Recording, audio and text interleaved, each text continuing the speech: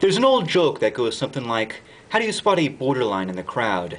And the punchline is, you don't spot them, they spot you. About 5 decades ago, Clint Eastwood put out a film called Play Misty For Me, a title that failed to get my attention because I assumed it to be a potboiler sequel to one of his many westerns. That was until a few years back.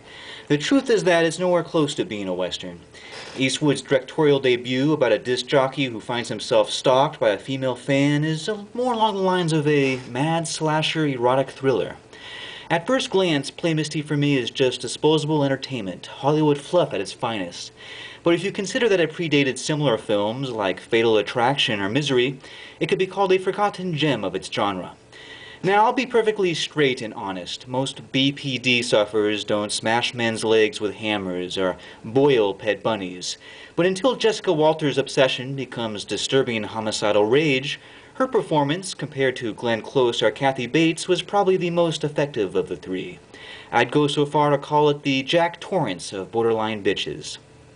What most mental health experts rarely tell everyone when it comes to BPD behavior, whether in real life or dramatized, is that the unhealthy fixation is never really about love or admiration, but an impulsive power trip to compensate for their lack of self-esteem. For those of you who've never been married in a relationship or simply never the target of a borderline, imagine the old phrase, dog in the manger. Only if the dog doesn't think it has everything under control, it either becomes more aggressive, it feigns death or injury, or if the wolf can no longer cry wolf, it self-destructs. What it basically boils down to is a frantic need to subjugate another individual who has control of their life, just so they feel that way about their own. Eastwood's character in this film wasn't wealthy. I mean, he lived a pretty comfortable lifestyle, but the major draw for his stalker was his local celebrity status, not so much looks or money. In truth, any man could become a victim of someone like Evelyn Draper, even a no-name musician like I once was back in the day. But a shared niche generally makes it more probable. In the case of the movie, it was a love for jazz music.